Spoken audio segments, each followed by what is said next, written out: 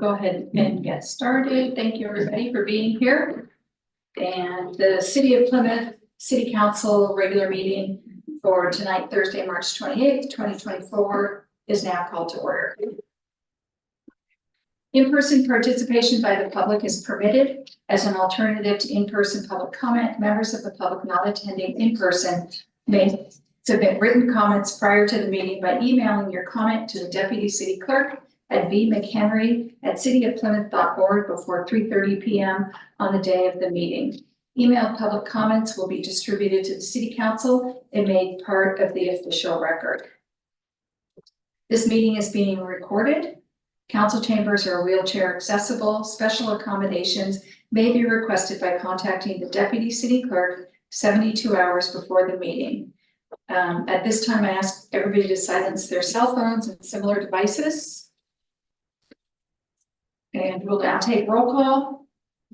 Councilmember Amoruso. Present. Councilmember Sen. Present. Councilmember White. Here. Vice Mayor McLaughlin. Here. Mayor Ackerman. Here, Thank you. We have a quorum. thank you. Would everybody please rise for the Pledge of Allegiance?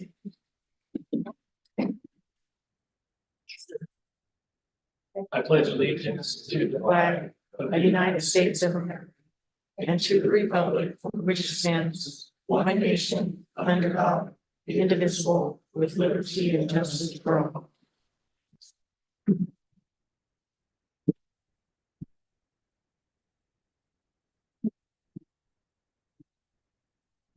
Public comment under provisions of the government code, citizens wishing to address the council.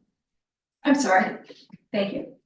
Approval of the City Council regular meeting agenda for tonight, March 28th, 2024. I'll make a motion to approve the agenda. Do we have a second? I'll second. It's been moved and seconded. Can we please have roll call vote? Councilmember Amoruso. Yes. Councilmember Sen. Yes. Councilmember White. Yes. Vice Mayor McLaughlin. Aye. Mayor Ackerman. Aye. Thank you. Motion passes. Thank you. Item number 3, public comment. Under provisions of the government code, citizens wishing to address the council for any matter not on the agenda may do so at this time. Please submit a completed speaker's submittal form to the Deputy City Clerk. Comments are limited to 3 minutes or less, and speakers are requested to state their name and community of residence. For public comments on agendized items, speakers will be called by the mayor at the point on the agenda when the item will be heard. The City Council is prohibited from materially discussing or acting on any item not on the agenda unless it can be demonstrated to be of an emergency nature or an urgent need to take immediate action arose after the posting of the agenda. Have we received any public comment? No, we have not. Okay, and just to skip ahead a little bit, have we received any public comment on any agenda items? No, we have not. Item number 4, presentations, proclamations. Does anybody here have public comment? Anybody here in City Hall? Okay, no public comment here in City Hall, so I'll close this to public comment. Before we begin, I would like to make a couple of introductions because we have some visitors here tonight. And I would like to introduce Sandy Staples, who is the mayor of Amador City, and Dave Broth, who is the city manager for Amador City. Thank you for being here.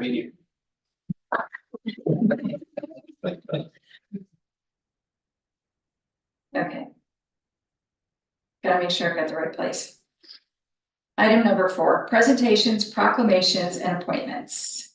We're going to begin by 4.1, a presentation by the Amador Senior Center. So I would like to introduce Chris Dalton, the Executive Director of the Amador Senior Center, to present. So come on up and thank you for being here.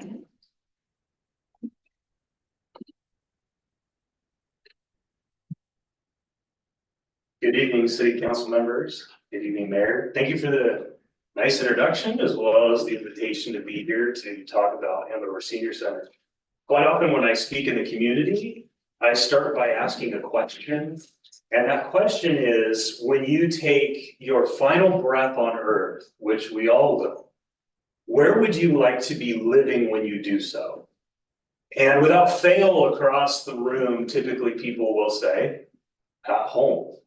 And that's why Amador Senior Center exists, to help people to live as long as possible independently in their homes for as long as they're able. And so all of our programs, our services, our support is geared and missionally directed toward that end, to help people live independently in their homes. The second thing I'd like to point out too is that quite often the senior center is misunderstood as a place where people come and reside as assisted living, and it's not. It's a place of recreation, activity, support services, programs, and such. The National Institute of Health did a study and found that up to 50% of older adults are at risk for social isolation. And a third during their lifetime will fall into social isolation. And you can imagine why that's possible, because a lot of our relationships through our school years are made with friends that were around. And then a lot of times during work, we create friendships around organizations. We're mobile, we're able to enjoy those friendships. And then as we age and retire, slowly people begin to pass away. We get disconnected from friends because we're no longer working, and social isolation becomes a real issue. One of the things that the pandemic, I think, pointed out to us is that social isolation is an incredible threat to the health and well-being of people. And so more and more we realize today, I think, as communities, as society, that social isolation is a threat to health. So the senior center is a vibrant place where people can engage, they can have social interaction, and we do so through 4 avenues that I'd like to talk to you about today. The first avenue is through our supportive services. The second is through activities. The third is through our advocacy in the community. And finally, our fourth is through education services to older adults. Our support services are really important because they help people to remain in their homes, living independently as long as possible. And they allow for the service toward people who really are in a vulnerable people group. Unfortunately, as we age, we lose a lot of things. We lose our eyesight, we lose our mobility, we lose hearing. It seems that losses come one by one as we age.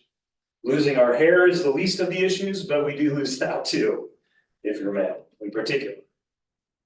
Some of the things that we tend to provide for older adults that are really important are meal programs. And so a lot of people have heard about them, and I'd like to sort of give you an overview of what we do and how we do it. We provide nutrition programs for many reasons. First of which is obviously nutrition and the nutritional needs that older adults have. I spoke earlier about losing things, losing mobility, losing eyesight, losing hearing. And so if you can imagine, as we lose those things, it becomes harder to stand and prepare meals. And so gradually, older adults look for easier means to maintain their dietary needs. And so they'll look to frozen meals and unhealthy options and things that are quick and fast. So the senior center really looks to provide a nutritious meal that's low in sodium, that is vetted and designed by a registered dietitian so that each meal meets the requirement and the nutritional needs of older adults. And we do that and execute on that through a couple of avenues. The first is our congregate program. We provide lunch at the senior center as one of our congregate sites 5 days a week. And that is open from 11:30 to 12:30 for anybody who is 60 and above to come and enjoy a meal. Nobody is denied services for their inability to pay or contribute toward that program.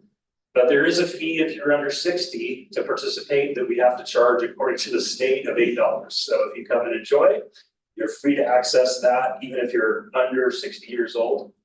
And again, those meals are nutritious. The program is designed for a couple of reasons. As I said earlier, the nutritional content for those that are facing high blood pressure or cholesterol, they've had a life event that they have to sort of alter their allocation of nutrition. So we designed those meals with them in mind. The congregate program also provides social connection. So older adults can connect, they can socialize and enjoy the meal. And so we don't just have this program simply at our Jackson site, we also have 3 other sites throughout the county, 1 day a week. Jackson site 5 days a week, the 3 other sites 1 day a week. So on Tuesday, we hold a site up in Pioneer on Buckhorn Ridge Road. On Wednesday, we hold a site in Pine Grove. And on Thursday, we hold a site in Iowa. Now, this, in this very room was a site at one time. And I'm very grateful for the city of Plymouth and its staff because you've been very strong partners in the past and very supportive of programs like this. It would be our goal to open a site back up here. We had one pre-COVID and it's been a challenge to open one back up, and we'd love your partnership and however we can make that work. Our programs are designed and they're funded in such a way though that it requires community ownership. So for those who are participating online or are hearing a recording at some point, it's important to have community ownership for the program. So in Ione and in Pine Grove and Pioneer, we've had groups of people come around to volunteer to run those sites. At least we need 2 people, but up to 3 or 4 can be very helpful as people can be absent. We deliver the food, it gets distributed to the congregate site, and people are able to enjoy it. So we'd love to be partners again in making that happen. The second avenue that we provide meal support is through our Meals on Wheels program, which is much larger and much more vast. We provide meals here in Plymouth and River Pines. There's a hot delivered meal every single day. It is the same meal that's distributed through the congregate program. It meets all of those requirements. The meal program through Meals on Wheels is incredibly important too, because of the social isolation aspect. To qualify for that program, residents have to be homebound. They have an inability or limited transportation, limited support from family or friends or neighbors. And they sort of need a risk score when we go in to do an in-home assessment for them to be on the program, to qualify for them for the program. So you can imagine the daily hot meal is incredibly important for that older adult. They receive a wellness check, they receive a conversation briefly with a driver, and their families and friends begin to rest at easy knowing that every day somebody's at least checking on them and they have connection. I personally have gone out and done deliveries and have interacted with clients, and it is amazing the gratitude that they express for such a, for me, seems like a small effort. And when I interact with them, all of them usually say some form of, this is the highlight of my day. This is the highlight of my day. The social isolation is a big challenge for people. It's even bigger in rural areas like ours where the density is not there and people are spread out, homes are further apart, neighbors are further apart. So that's where we step in. To give you a little idea of the scale of what we do, in the calendar year of 2023, we delivered 36,135 meals in Amador County. And through the congregate program, we distributed 14,321. And I'll do the math quickly for you. It's over 50,000 meals we provided in the calendar year of 2023, which is pretty great for a small senior center and a small community. We also provide a pet support program where we give supplies to qualifying clients who are at home. And one of the reasons we do that is because it's to promote pet adoption amongst older adults. We want them to feel supported, to have a companion. One of the things I ask quite often when speaking publicly is, how many of you have pets? And then I ask the question, how many of you talk to your pets? And of course, it's universally true that we talk to our pets. It's social connection. It gives us purpose.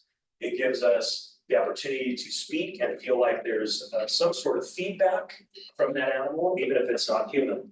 So we provide pet supplies, we provide veterinary services on a limited basis, depending on the cost. We provide food as well for those home delivered clients so that they can maintain their pets and not compromise their own health to take care of their best friend. We offer, in addition to that, a senior peer visitor friendly program where we can pair an older adult with a volunteer who is in that category of age to carry the social connection even further than what a driver can, to visit on a weekly basis or a monthly basis, depending on what that client desires and what that volunteer's availability is. And so we provide that as sort of a wraparound service to this Meals on Wheels program. I also have the joy of telling you that our board met yesterday and we're going to be introducing a transportation program for older adults who meet some of those risk scores to get them to and from their medical doctor appointments and have limited transportation. So I'm really excited about that as another wraparound social connection for those individuals as they ride to their medical appointments. They can have conversations with our drivers. Briefly, we also offer an attorney consultation program for older adults for free, a half-hour consultation with an attorney to discuss anything that they need to about end-of-life issues or estate planning, that kind of thing. We also offer financial consultation through Van Olson Financial Advisors, who generously volunteer their time for access to older adults. And we do a couple of other things that I won't get into for the sake of time, but some in-home support services, very light sort of home repair with grid kitchen light bulb or inspection for fall hazards and those kinds of things. The second area we give a lot of attention to are our activities, again, because of that social connection and the need for it. We run in 6 locations a program called Foothill Fitness. And one of the things that happens as we age is we lose our balance. We lose strength because of muscle loss, and we lose our flexibility. And I know this because as I get older, I'm making more noises when I get up and sit down, something like, as I do it. And so as we age, we want to focus around those 3 things through our Foothill Fitness sites. And it is a $2 contribution, just a donation for people to participate in that program. Again, 6 locations throughout the county. One actually takes place right here in Plymouth at Lodge Hill on Mondays and Thursdays from 9 to 10 a.m. And again, no older adult is turned away for their inability to contribute, but we do request a $2 donation that pays for insurance and supplies for those that are exercising, as well as incentives to keep them going. During COVID, we introduced a Zoom class so that older adults who are homebound, again, those Meals on Wheels clients and such, or are unable to get out, primarily because of the virus at that time, we're able to participate online in their homes, and we can help them set up that app on their mobile device to help them to have access to those services as well. We also offer a plethora of art classes, craft workshops, creative writing, yoga, Tai Chi at the center.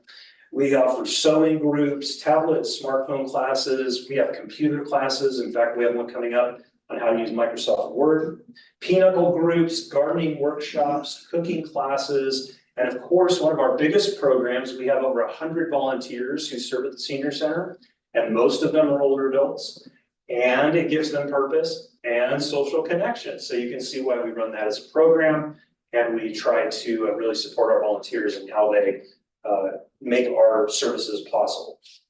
The third area that we focus on is advocacy.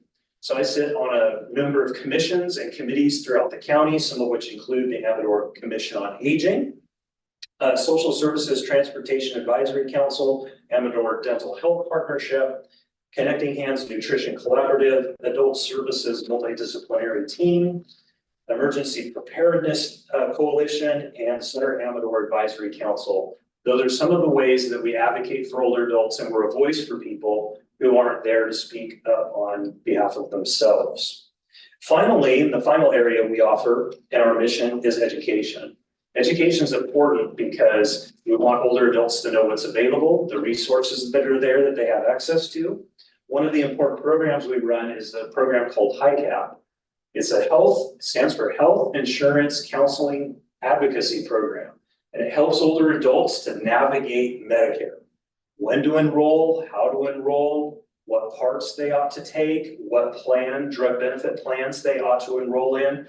And it's completely volunteer, absolutely free for older adults to come in, receive consultation, and we encourage them to do it every year so that they make sure they're on the right drug benefit plan as their needs change and their prescriptions change. We offer safe driving classes in partnership with the Highway Patrol. We just completed 3 classes of about 60 to 70 participants each class to help older adults know how to drive as they age in a way that's safe, not only for themselves, but all those that they encounter out on the roadway. We offer nutrition education. Our contracted registered dietitian who designs our menus and plans all of our meals is also available for older adults to have consultation with on their dietary needs. So a life event happens, a heart attack, something that requires a drastic change, a developed allergic reaction to some food or discovery of that. That registered dietitian can meet with that older adult, have a conversation with them about how to navigate that and prepare meals that sort of conform to their needs.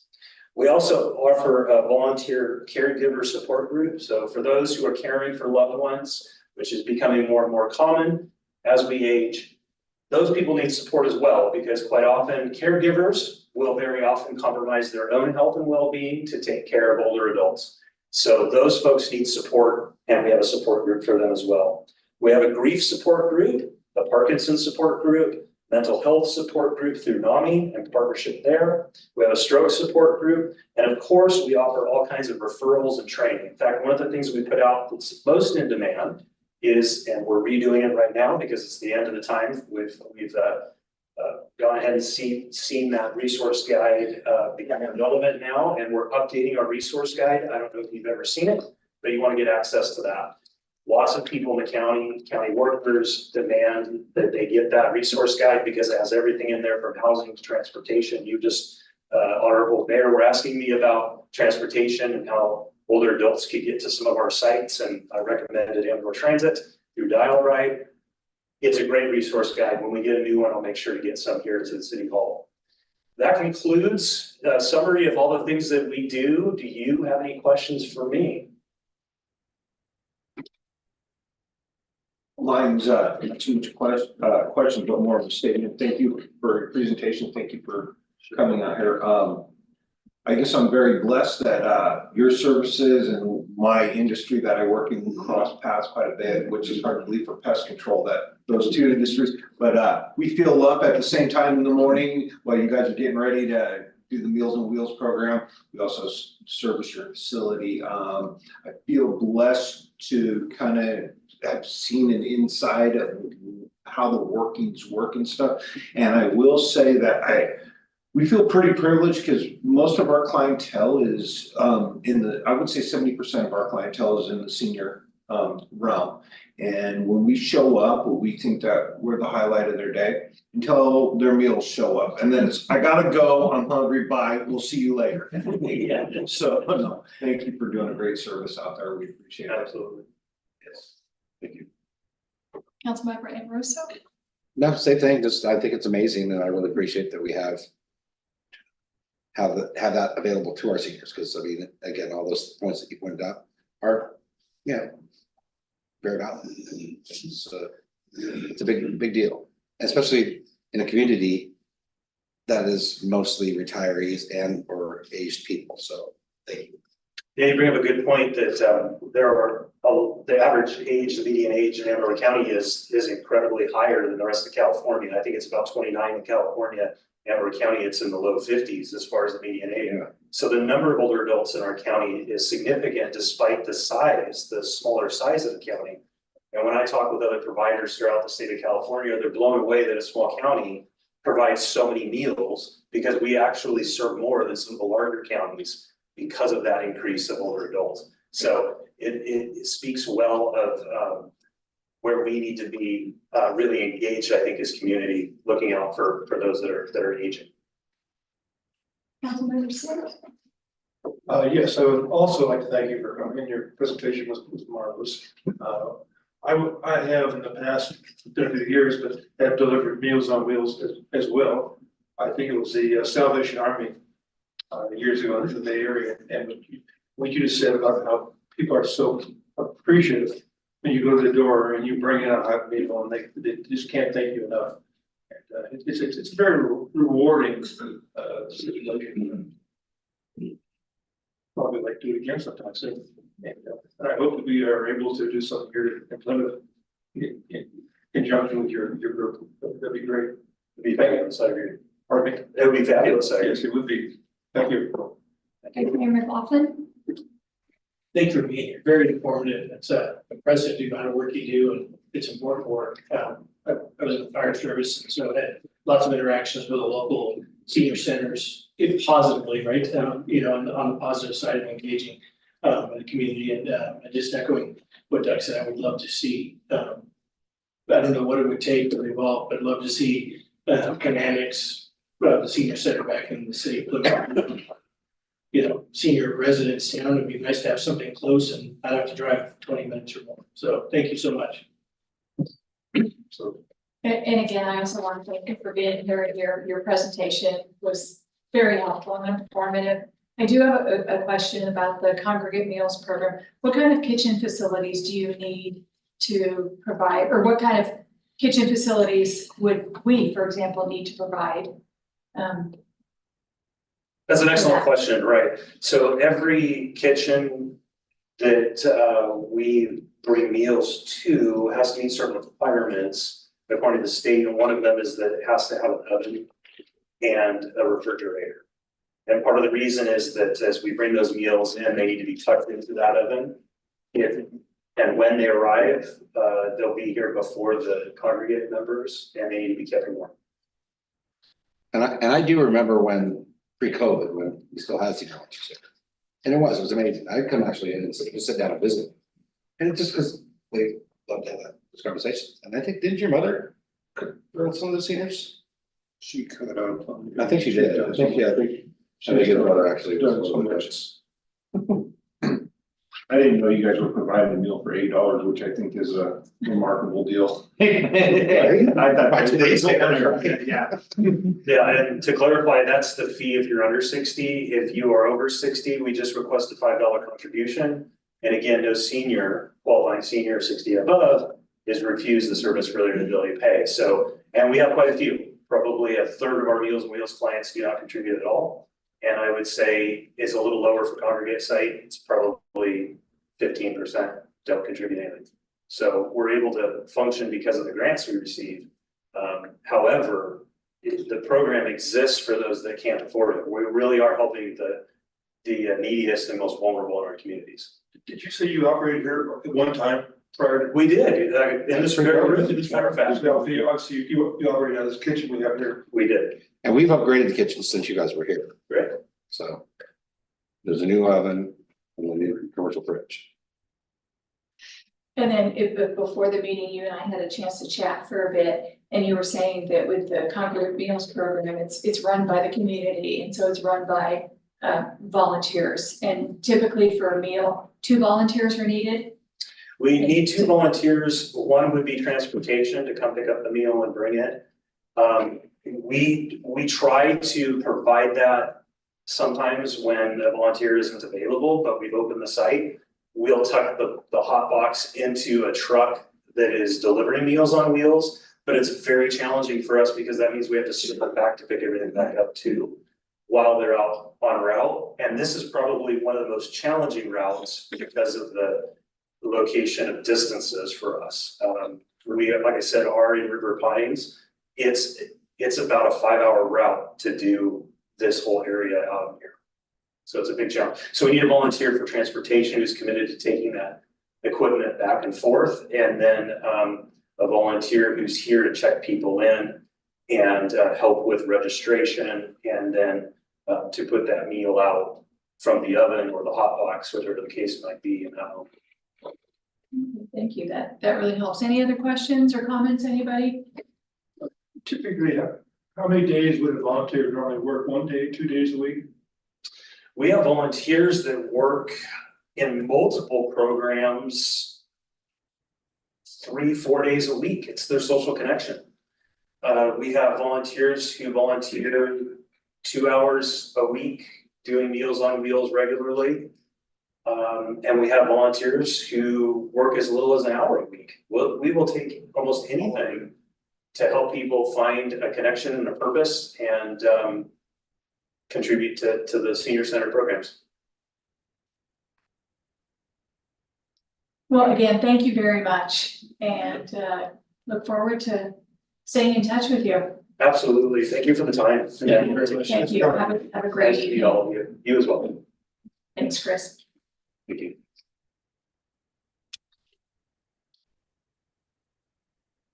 Item 4.2, we have a proclamation naming March as American Red Cross Month.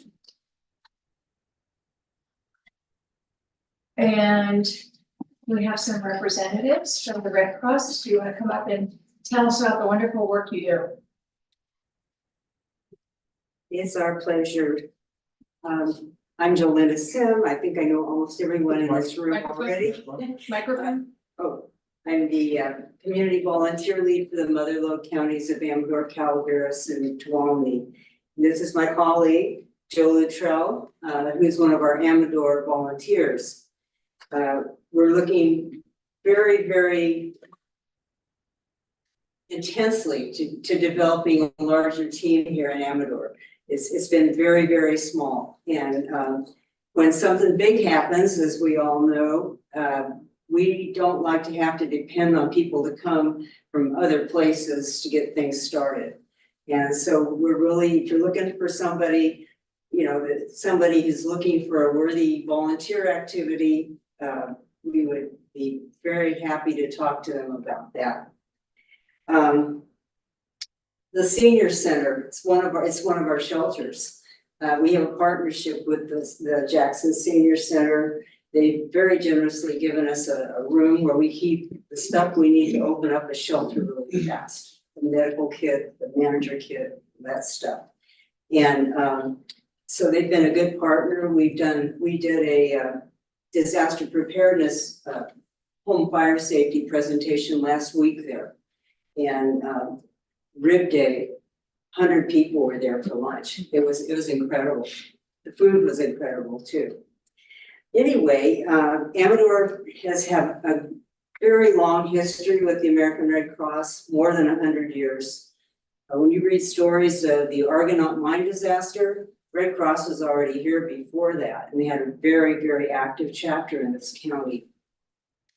The services we provide, of course, are disaster relief, from a house fire to the largest scale disaster of any kind of calamity that you can imagine. We do disaster preparedness training from the senior center down to the kindergartners at Plymouth Elementary School. You know, that's one of our things that we do. We have the Sound the Alarm program. Smoke alarms save lives. So in partnership with the fire departments, we provide the alarms, the firefighters install them, and we give them disaster preparedness information while the firefighters are installing the alarms. National program. We have service of the armed forces. That's where Red Cross started in the Civil War, Clara Barton. And those services are also available for veterans. And of course, health and safety, swimming lessons, CPR, lifeguard training, and all of that kind of stuff. And we have a very active Red Cross Club at Amador High School. So we're here, and we would love to grow, and we sure thank you for this proclamation. Thank you. How about I go ahead and read the proclamation? Proclamation declaring March as American Red Cross Month, whereas March is nationally recognized as American Red Cross Month, and the city of Plymouth would like to recognize the compassion of the citizens in Plymouth and reaffirm our commitment to care for one another in times of crisis. Whereas this generous spirit is woven into the fabric of our community and advances of the humanitarian legacy of American Red Cross founder Clara Barton, one of the most honored women in our country's history, who nobly dedicated herself to alleviating suffering. Whereas today, kind-hearted individuals in our community exemplify Barton's commitment as they step up through the Red Cross in the California Gold Country region to provide a beacon of hope for our neighbors in need. Through their voluntary and selfless contributions, they make a life-saving difference in people's darkest hours, whether it's delivering shelter, food, and comfort during disasters, providing critical blood donations for hospital patients, supporting military families, veterans, and caregivers through the unique challenges of service, saving lives with first aid, CPR, and other skills, or delivering aid and reconnecting loved ones separated by global crisis. Whereas we hereby recognize this month of March in honor of all those who lead with their hearts to serve people in need. And we ask everyone to join in this commitment to strengthen our community. Therefore, be it resolved that the city of Plymouth, California hereby proclaims the month of March as American Red Cross Month. We encourage all citizens of Plymouth to reach out and support its humanitarian mission.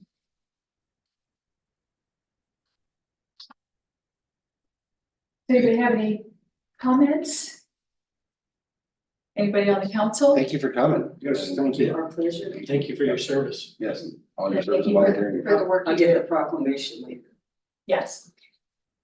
Thank you.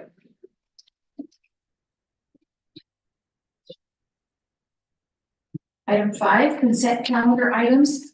All matters listed under the consent calendar are to be considered routine by the city council and will be enacted by one motion in the form listed. There will be no separate discussion of these items unless before the city council votes on the motion to adopt. Members of the council, staff, or the public request specific items to be removed from the consent calendar for separate discussion and action. Do we have any public comment on the consent calendar? Okay, no public comment, so I'll close it to public comment. And we have, I'm sorry, we have on the consent calendar correspondence, approve the regular meeting minutes of February 22, 2024, and approve the regular meeting minutes of March 14th, 2024. Do we have a motion to, would somebody like to make a motion to approve the consent calendar? Just a quick comment, I brought it up with the city manager the other day on the cops grant, the sheriff's vehicle action, the action was shown as a 4-1 vote where it should have been a 4-0-1 vote, with an abstention, which is very minor. I know she was gonna correct the record, and with that, I'll make a motion to approve the consent calendar as submitted. Do we have a second? Second. Been moved and seconded, can we please have a roll call vote? Councilmember Amoruso. Aye. Councilmember Smith. Aye. Councilmember White. Aye. Vice Mayor McLaughlin. Aye. Mayor Ackerman. Aye. Thank you, motion passes. Thank you. Item 6, public hearings, there are none. Item 7. Regular agenda items, item 7.1, adopt resolution 2024-03, granting consent to the county of Amador to form the Amador County Wine Heritage District. Will we please have a staff report? I'm sorry, let me take public comment first. Do we have any public comment here? Okay, no public comment. I'll close it to public comment. Staff reporting. The county has reached out to us to consent to the county to the Amador, to form the Amador County Wine Heritage District. And I would like to introduce John DeStasio from the Vintners Association to speak on this topic.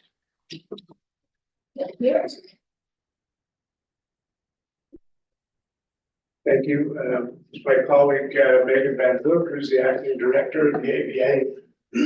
She has a couple documents that describe the Heritage District and also what we call the Management District Plan, which is effectively the legal charter that if it were to be formed, that would be the legal construct we'd operate under.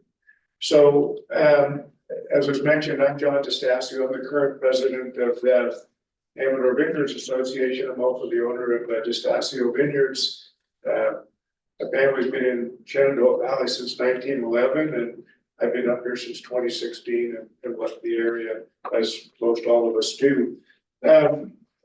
So the Wine Heritage District was an idea that really came out of a strategic plan that the vendors did in March of 2022. So it's really a few years old now. And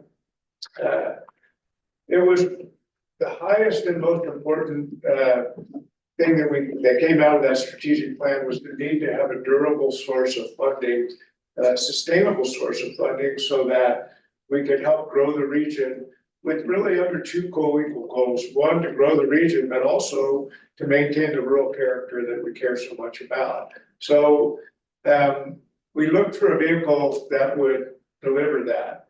As you might imagine, COVID disrupted all the winery events, as well as issues from wildfires and other things. And our revenues, over 90% of the ABA revenues to do marketing of the region are all from 4 compulsory events that we do.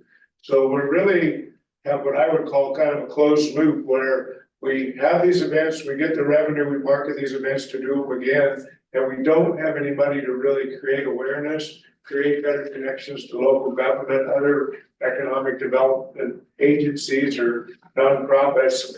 So the Wine Heritage District is it's a durable source of funding wherein the wineries assess themselves 1%.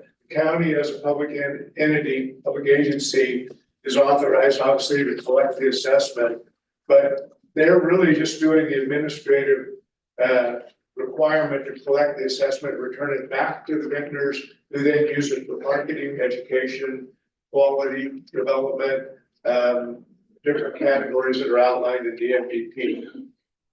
It's a multi-step process. We went through first a feasibility study to see that if we did a 1% assessment on the sales tax revenue for the direct-to-consumer sales within Amador County, if it would produce adequate revenue to give us a sustainable source of funding going forward, and the ability to market to new customers, market beyond these 4 historical events we've always done that we like, but they tend to just focus people to come one weekend, throngs of people in a couple cases that come just for one weekend, and we get a lot of day trippers. And the desire is for this heritage district to become an economic catalyst to where we could support traffic midweek, spread out the traffic, maybe attract different consumers that would come, and also help the development of other hospitality, restaurants, hotel rooms, and so forth, things that we're in need of in the county. So we went through the feasibility study, concluded it was feasible. We went through a petition process. We needed to achieve at least 50% of the wineries saying they were in support of doing this assessment. And we were at about 60%. We then went to the county. We asked them to initiate a public process, which is now underway. They adopted what's called a resolution of intention, and that is to signal their intent to then do 2 public hearings and ultimately make a determination as to whether or not to proceed with a heritage district. There'll be a public hearing on April 9th and then a final hearing hopefully on May the 14th. And so far we took an additional step just to make sure our outreach was thorough, besides trying to petition all the wineries. And by the way, there's 98 O2 licensed wineries in Amador County. So a significant number obviously are in Shenandoah Valley, and there are some in Plymouth, and there's some in Amador City, and there's some in Sutter Creek. And that's why the law requires not only does the county lead the process, but they get the permission of the cities who have wineries that reside within them to allow the county to collect the assessment. It's revenue neutral to the city of Plymouth, but it does acknowledge that the county has the authority to collect this assessment within your jurisdiction. So right now we're taking the final step. We actually sent a formal ballot to every one of the wineries, and right now we're at about 75% of the ballots returned that are favorable to this, and we're still having ongoing conversations with others that sometimes it's difficult to get people to engage until they think something's real, and then they do engage, and that's kind of where we're at right now. So we're excited about this. We do look at this, as I said, as a catalyst. We'd like to work more closely with local government. We think that there's opportunities for synergies to come from our work there, as well as an alliance we've created with Visit Amador and the Chamber. So the idea is let's start to combine our resources and our efforts and do things that are coherent kind of at a county level and in some cases at a city level, so that we're doing the best things we can to have smart growth within Amador County and something that creates us as a little bit more of a destination environment than just a day tripper. So one thing I will say is we are looking at a governance model that, should this pass, we will establish a new 501 nonprofit. That'll be the Heritage District, and the governance will be, the assessed wineries will hold 7 of the seats, but we envision having 4 additional seats, 2 of which would go to representatives, ex officio representatives from local government, and then 2 would also be from Visit Amador and the Chamber. So the idea again is to do this together so people are aware of what everybody's doing and hopefully aligning efforts to the best benefit of what we're all trying to achieve. So, yeah, happy to answer any questions. Thank you. Questions, Councilmember White? Wine Heritage District is this common practice, say like for Napa, Lodi. And I understand those are King County, so like San Joaquin County or whatever. Or is this kind of a fairly new way? It's relatively new. So Lodi operates their marketing effort under something called a marketing order. It's a little different construct than a heritage district. There are heritage districts that have already been established in Livermore and also in Temecula.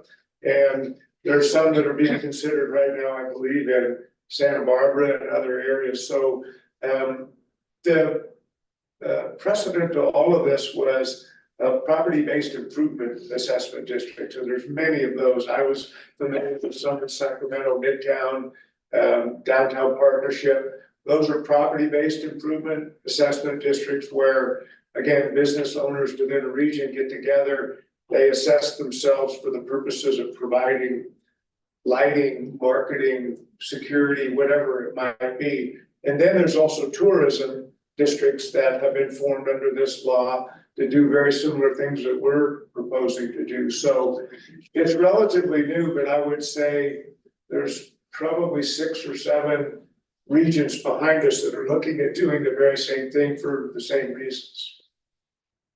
And then I guess my next question, and this is just me trying to find out information. You guys said that you got about a 60% support, 7 to 70% support from the wineries in the area. So 60%, it's a little bit, it's not in numbers of wineries, it's the assessed value. So I'll make it up. If you have $100 of assessed value, you need to get to 50% of that assessed value in support. We got to 60%.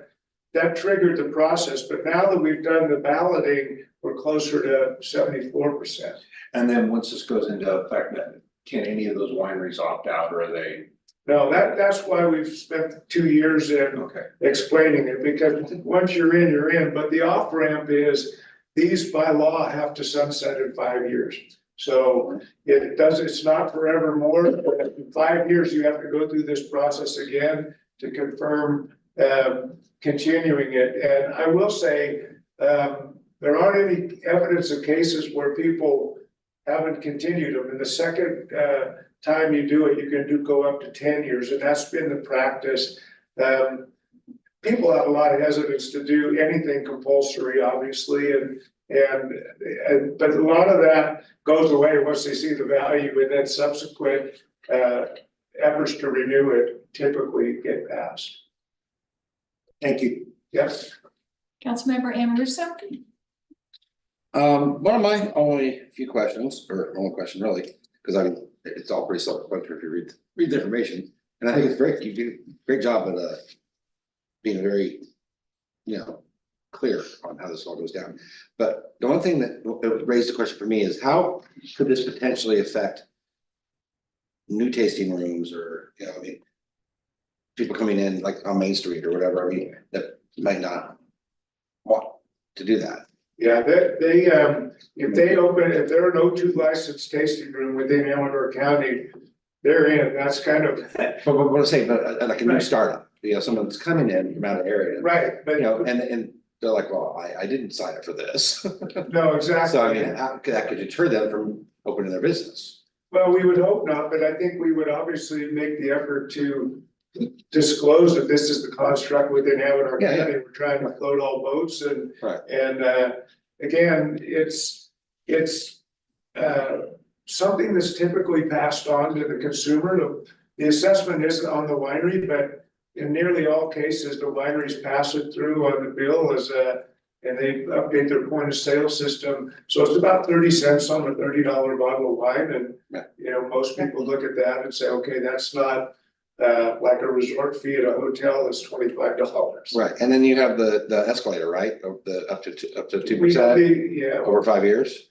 we have the ability, well, the revenues will always be a function of whatever the sales tax, so it'll ebb and flow. If the sales tax go down and 1% of that sales tax is less this year or more this year, the revenues will be variable. But what we do have the ability to do, we wanted to walk before we run, because a lot of the wineries are concerned to jump right into a 2% assessment. Right. But we at least provided that should the governing board in the first 5 years determine that that makes sense, and with the consent of the members, that they could go to 2%. Right. Temecula and Livermore started at 2%, but our folks wanted to be a little bit more cautious of Yeah, conservative. understand how to spend the money and make sure it was for the highest and best value. Thank you. Councilmember Sim. Hi, John. Hey, Doug. The 1% is in wine and goods. Yeah. And it's only the products that are sold in the county, nothing being shipped out of the county. That's right. If you belong to a wine club and you're Sacramento, you wouldn't be assessed to it, it's just sales. Yeah, it's only something that's transacted, it's a taxable event within Amador County. So a lot of the wineries, 75% of their business is distribution outside the county, and none of those are subject to an assessment. It's really direct to consumer sales, but it's not just wine. It could be hats, it could be other taxable items within the winery. How'd you happen to pick this footprint? Huh? The footprint in the county is very small. Well, actually the footprint, the boundary is the entire county. Well, it is. And the reason we started that way is the way the law is written is interesting, because once you start the public process, you want to start with a larger footprint, because ultimately the county in its deliberations could say, well, the people in Fiddletown want to be carved out. You can't expand the footprint once you've started to socialize it, but you can shrink it. So that's why you start out with at the county level. In fact, in Livermore, they got right to the end, and the city of Pleasanton decided they didn't want to participate. So it's Livermore Valley Heritage District, absent the city of Pleasanton.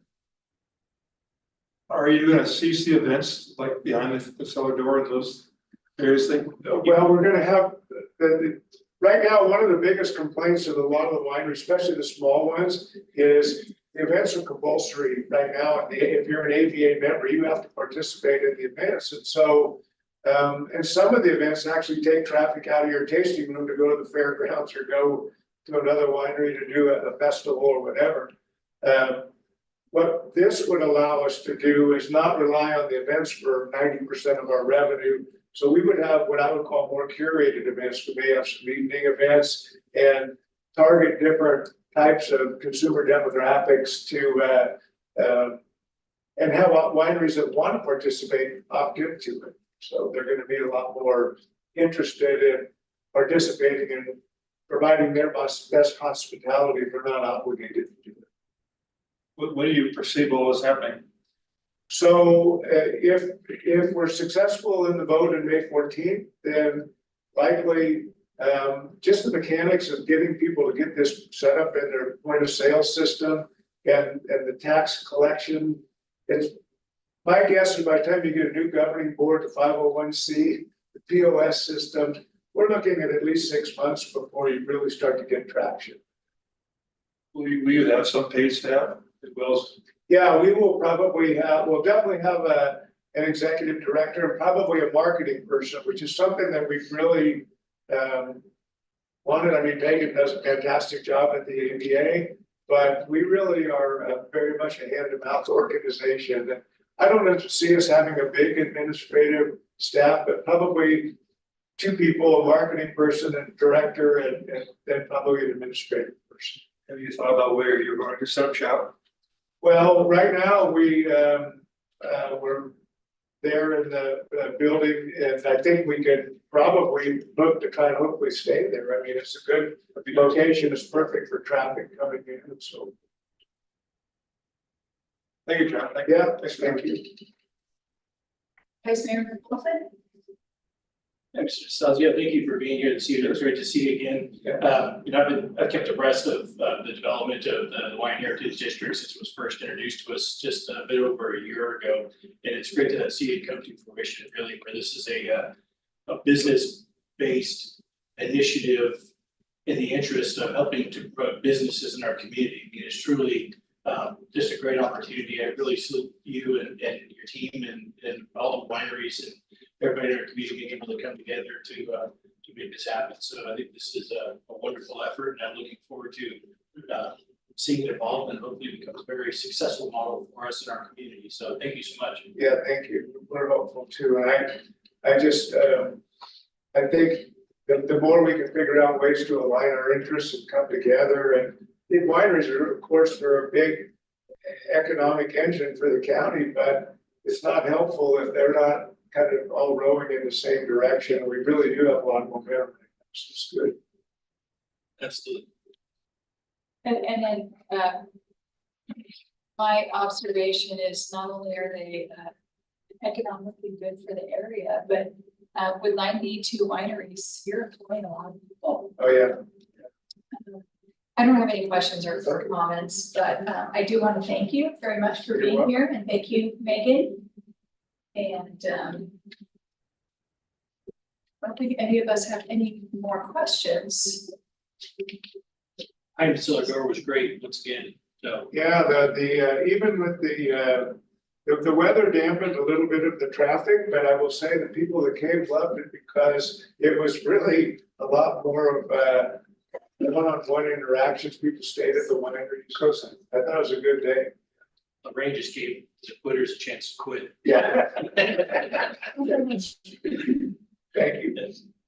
Thank you. So what are the wishes of the council?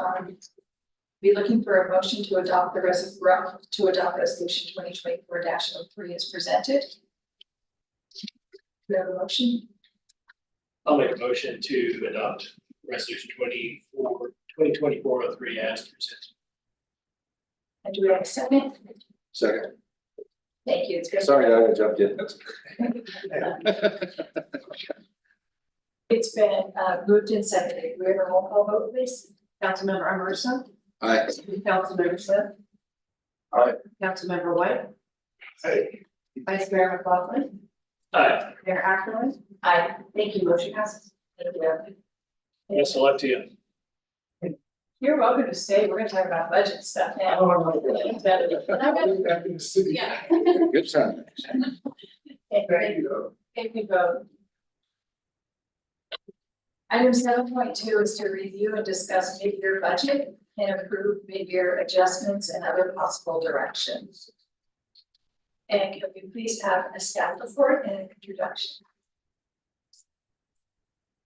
So tonight is the long-awaited mid-year budget review, and thank you for being patient with me and my vacation. I appreciate that.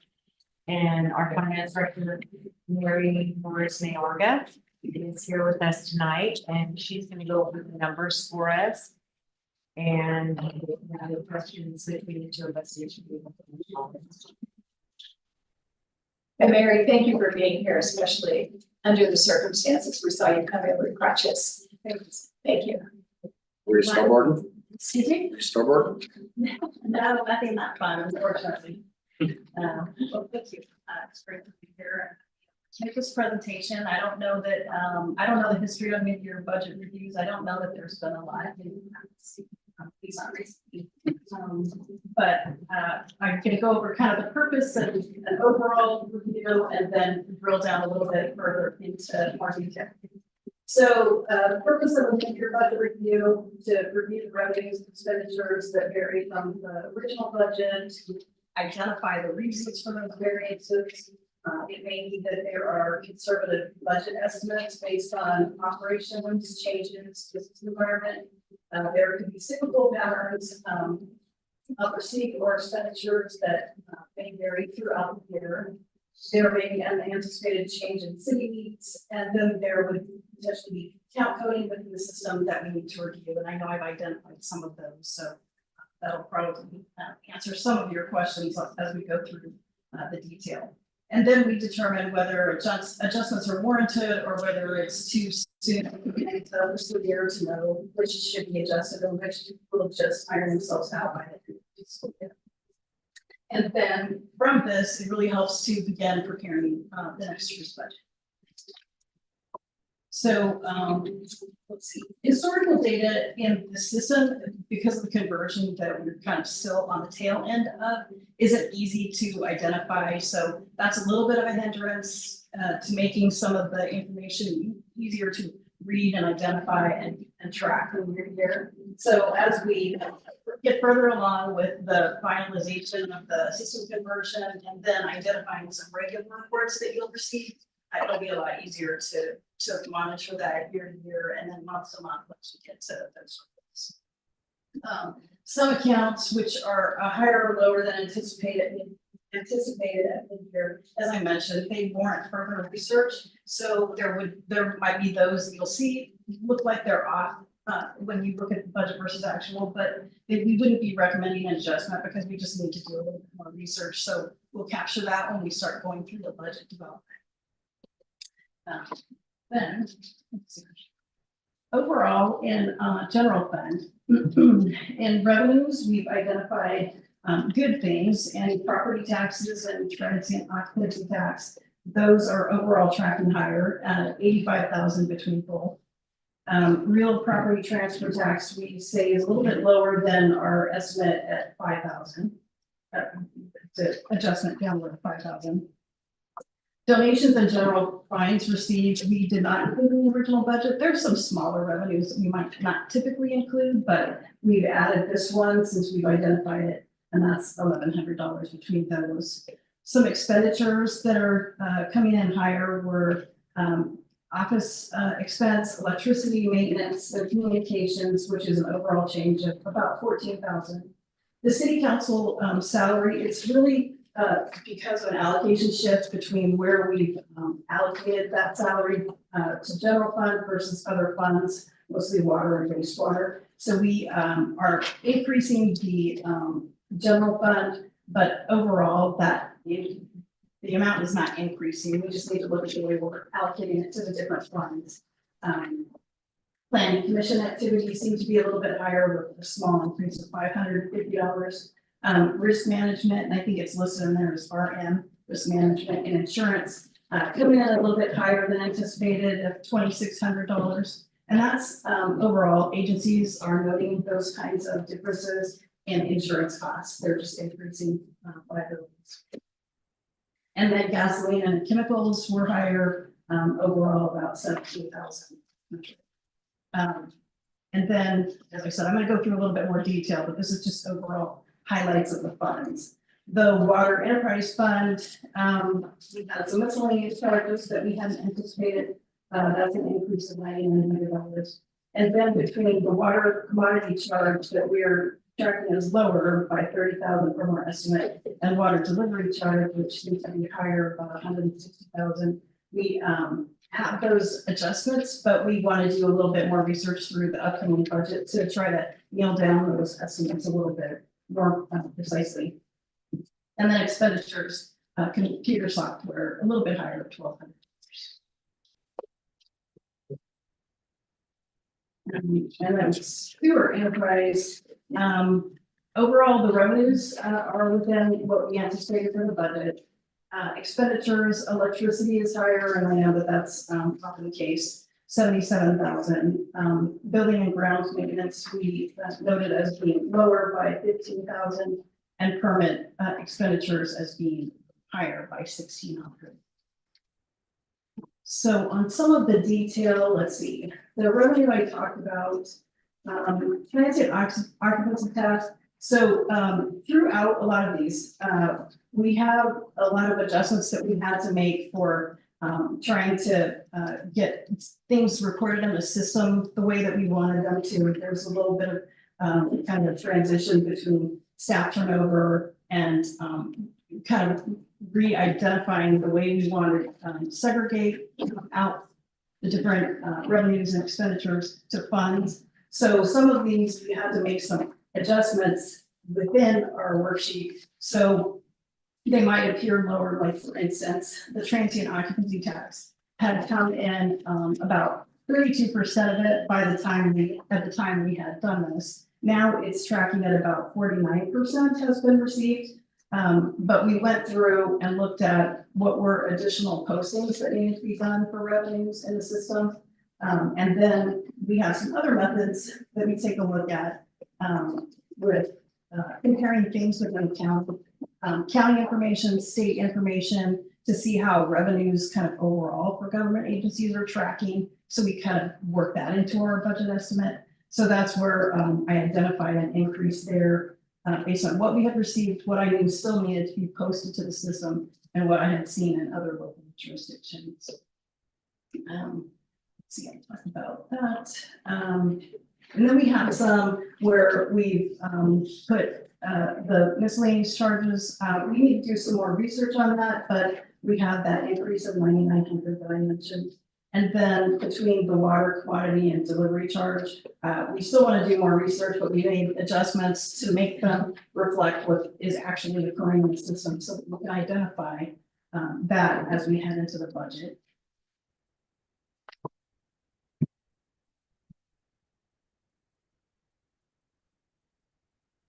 So the salaries, as I mentioned, and you'll see this in a couple of the salaries categories. So the salaries allocation between funds isn't tracking with our budgeting. So we need to kind of reevaluate how we're recording it in the system. And we're looking at making it more of an automatic process so that that way the costs get recorded into the system more automatically so that there's not a lot of footwork that has to go into that. So we're trying to use the system better, especially with staff turnover and new staff, to make those processes easier.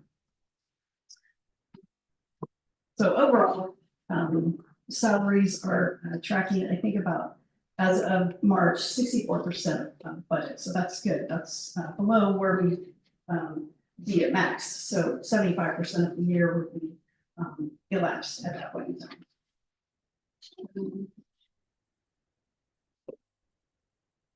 Some of the other higher expenses, there's some related to equipment that we want to do a little bit more research on, and then the water meter charge through the Amador Water Agency. We want to do a little bit more research on those. We didn't recommend a change on that expenditure.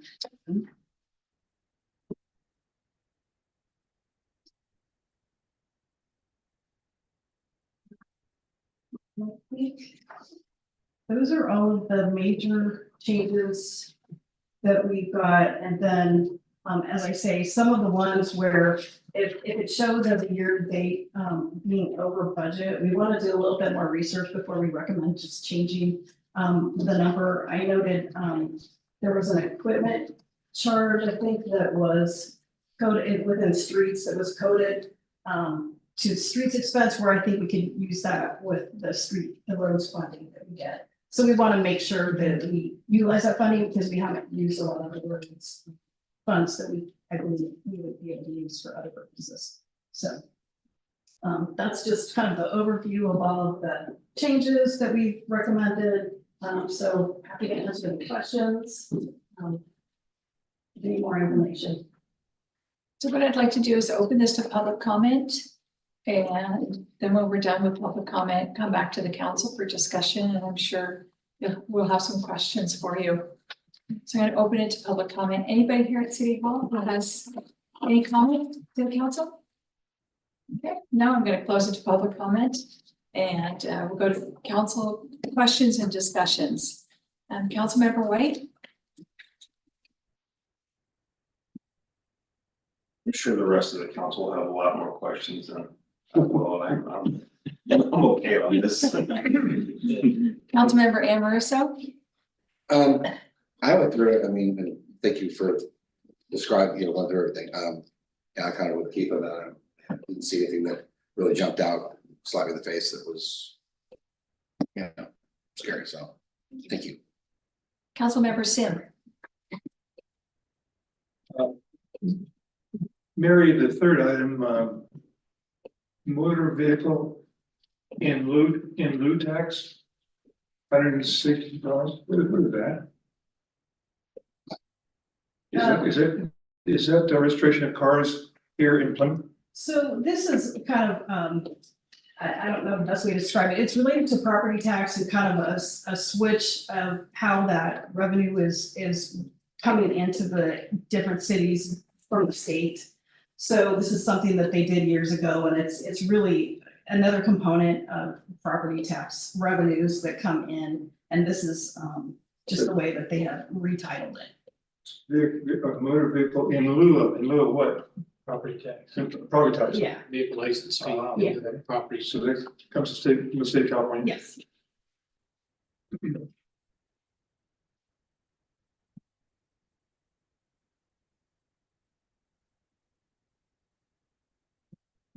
Fund number 2. The street expenditures, $100,000. What is that?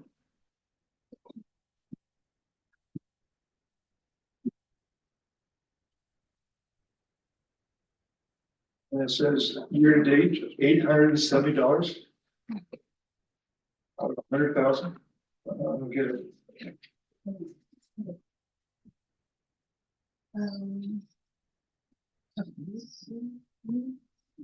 Below the general fund, it's the first group under general fund. It says FOT street expenditures, $100,000. Oh, okay.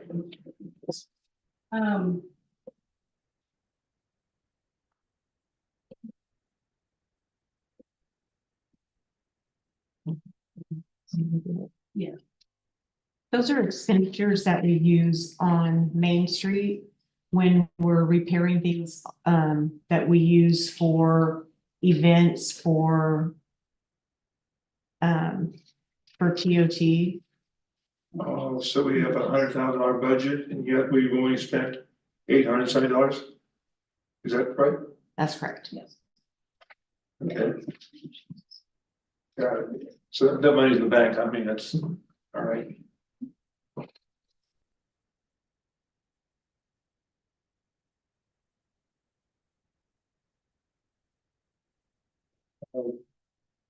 Fund number 40.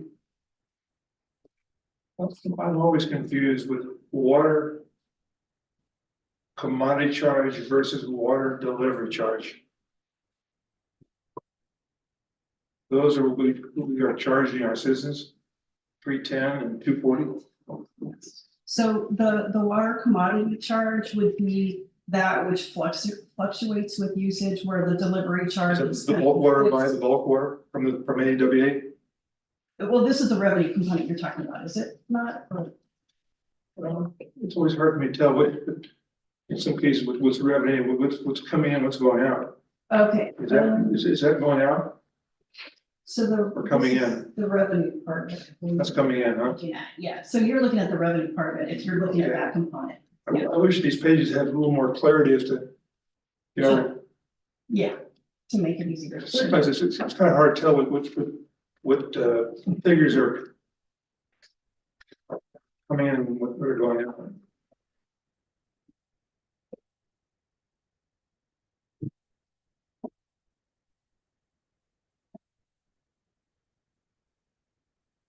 See, over here on the second to last page, it says, water commodity purchase AWA, $150,000, not very much. Is that what we're buying water for? And below that is water meter charge, AWA. Right, I think they're looking on sewer part. Sorry, You're looking on wastewater part, correct? That's water. water. Operations. Oh, I just wonder what those two figures are, the 150 and is that what we're paying for the water? yes, this is expense, the expense Expense. part, correct, yes, so that's what, So the other number we were earlier, the revenue part of it. Yes, Revenue we can part. label that. okay.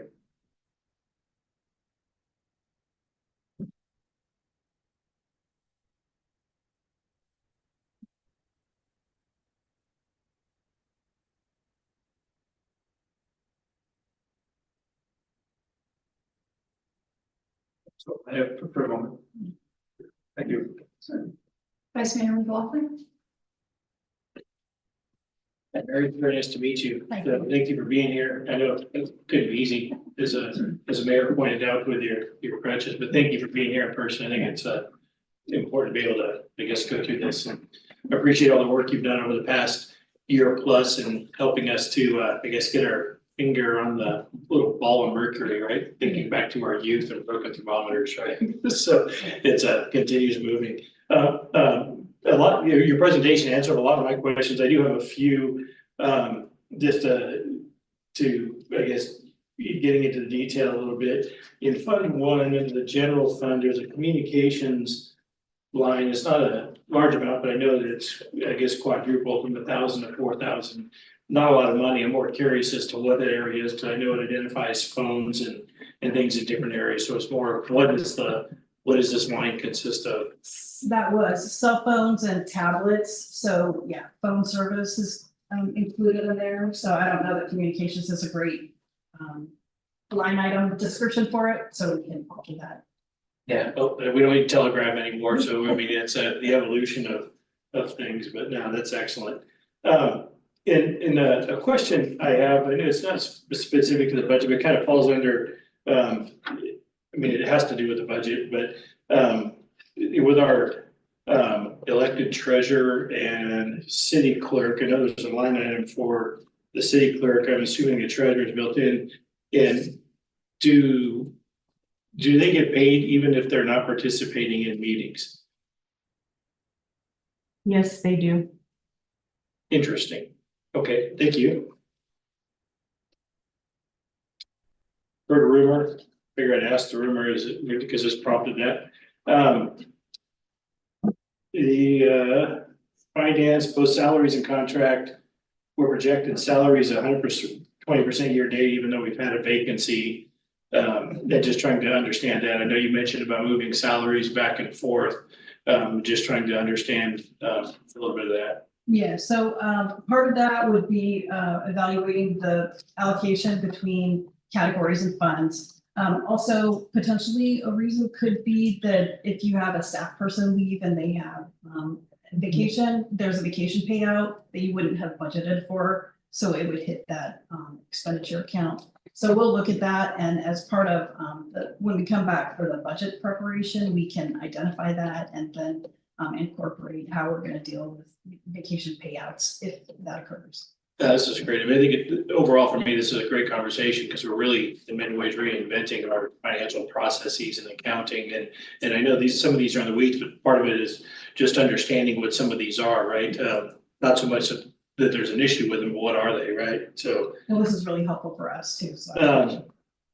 And then, Public Works, very similar with the salaries. I know we, project to be 200% more to the fiscal year budget. I know that's still in the general fund. Would that be similar where these monies were? Yes, the allocations. So overall salaries are fine. It's just a matter of which department, and which division they're in. All right, and then this may be a bigger conversation than tonight because the numbers are there, but figure 11, the COPS fund. As I think you've been made aware that sitting in with the COPS grant, that over the last couple of weeks some questions have been raised where although the numbers were in our initial budget buried under not buried, it was in the revenue line. I think collectively all of us missed it. All of us have always been under the impression up to 7 weeks ago that we were bringing in $100,000 a year. Now it's closer to like $163,000 a year. I'd like to know more, to understand more, understand the history, understand the progression of where we're going. Councilmember Sim and myself are on the ad hoc committee to negotiate for law enforcement services contract going forward. And so this information is just an important piece, right? I think for us, what do you mean there's more money? And so, it was a bit of an eye opener. It's good news, there's more money, but, yeah, not less, but, we don't need to take time with it tonight, but I would like some more, just a better understanding of that, if I could, please. Under Fund 40 for water, and helping me to walk through it, I know anecdotally, right, because it's been talked about, but haven't seen how it comes out in paper. My understanding is that for the past 3 to 5 years, the city has been subsidizing our water rates with AWA. So AWA rates went up, our rates did not go up, and we've been covering the delta. But I don't see any offset of revenue or anything in mid-year budget to address that delta. And for me, I'd like to know how much that delta is, right? How much are we subsidizing at this point? And because I know we're gonna be, and at some point in the not too distant future, is our water rate fees are being assessed, but I'd like to at least have an understanding of how big of a difference there is. And I don't know if you have that information, I didn't prepare with that. So not specific information, but what would happen in this case, and that's the part of the mid-year budget that you don't see. It would be coming out of water fund balance. So there is a fund balance in the water enterprise fund. So while it's not, while the rates aren't probably where they should be, and so the rate study will identify that, any shortfall will be coming out of the fund balance. So for the water rate fund, you start with, it's kind of like your own personal budget where you start with $50,000 and you spend that much, you have revenues coming in. And so it's coming out of that fund. So it's not coming out of the general fund unless you specifically move money over to the water enterprise fund. So the rates need to be adjusted most definitely, but it would mean that it's using the water fund balance.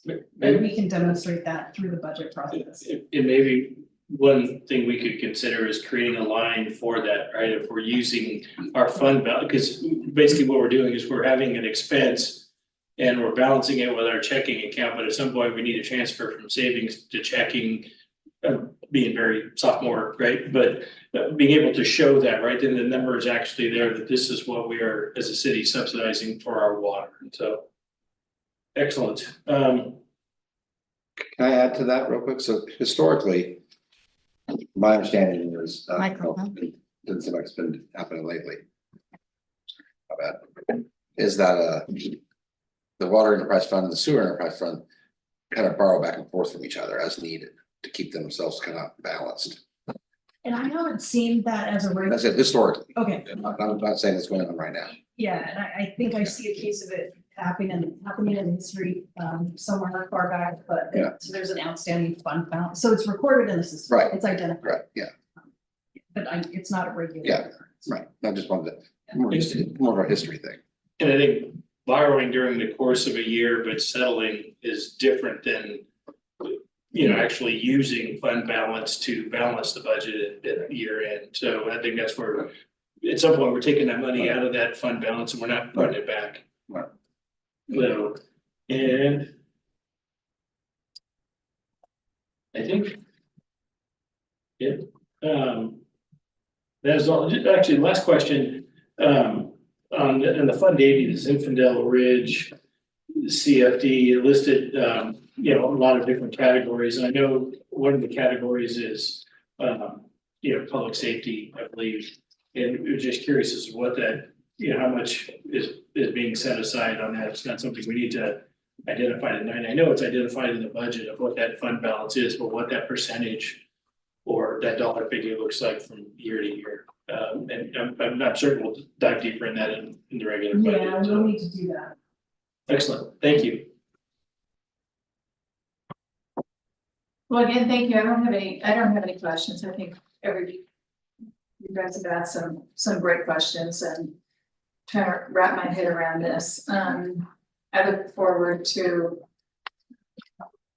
well, a few years ago when I first joined the council, we had a budget workshop that was could have been helpful, but I think I was so new. I didn't, I tried to digest as much as I could, so I hope that we can do that again. But otherwise, again, I thank you. Thank you. Thank you. Thank you. And again, thank you for being here in person.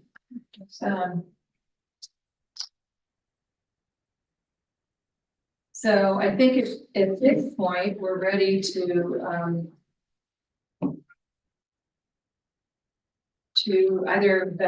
we're looking at, to approve the mid-year adjustments and other possible direction. So what are the wishes of the council? Does somebody want to make a motion?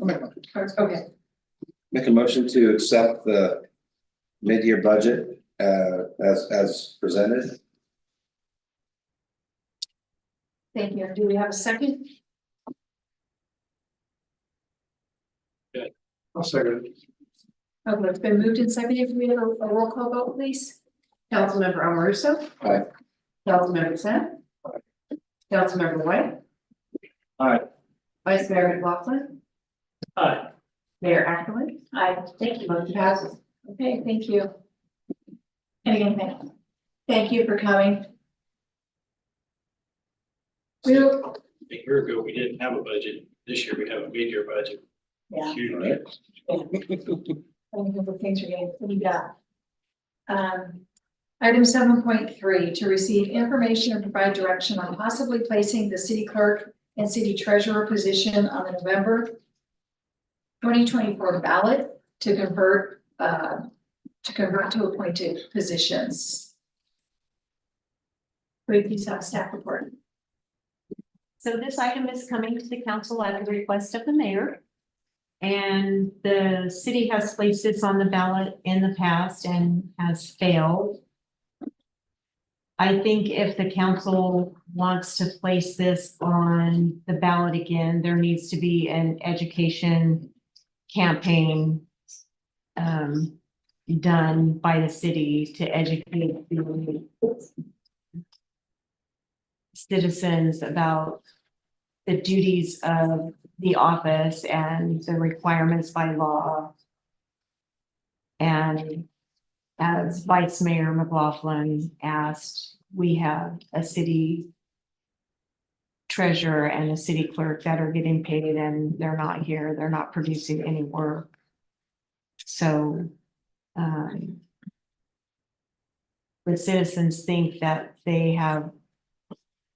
that there's oversight by those two elected offices. However, there's actually not, because they're not attending any meetings, they're not producing any work product. So you actually have city staff doing their work. So there really would need to be an education campaign by staff or the council, or a combination of, to let the citizens know what the jobs entail, what's required of a city treasurer, what's required of a city clerk. There are specific requirements by law of what a city clerk has to do. And the technical and expertise required of that position just continues to grow. And so the election calendar has not come out yet. I know there's another, I believe there's another city in the county that is also placing this on the ballot, their elected officials in this capacity on the ballot in November. I will turn this over to the council for a council discussion. I just want to add one thing, underscore the comment that Margaret made regarding education. It's very important that the city understands it can only provide information, factual, that educates the public about it so they can make an informed decision. I just want to be clear, there's no implied statement in what she just said regarding advocating for particular ballot measure, but there is an opportunity to provide some neutral educational materials, so that's all.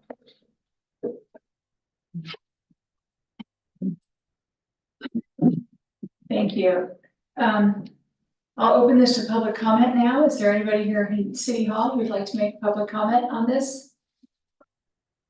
Okay, nobody in City Hall. Crickets? At least for somebody always. To start. Yeah, I'll close this to public comment now, and we can have council discussion and questions. And Councilmember White?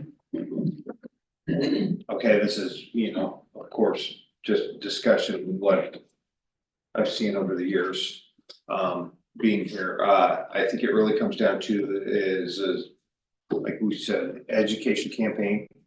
I think when you see on a ballot one way or another, and then the next thing you see on that ballot, or I don't know how it comes out on the ballot, if it's vote for the position first and then how this has come up, you kind of go, well, why would I vote for the position if this is on it, if it says, and I just think there's just an understanding, and maybe I could be completely wrong, maybe our citizens do completely understand, but I don't think that's the case.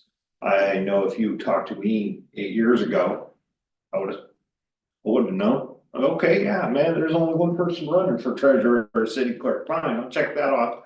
And if I saw the opposite, so I do believe it's an education. I think that we definitely need to, not to say that we stand one way or another, just the information needs to be out there. Anything else? No, I think I'm good. Oh. Councilmember Sim? Everything that Councilman White just said is 100% true. People say that one person running, or what they vote for, it's going to require some education. It's egregious that we're paying people to not do the work, not even show up. It's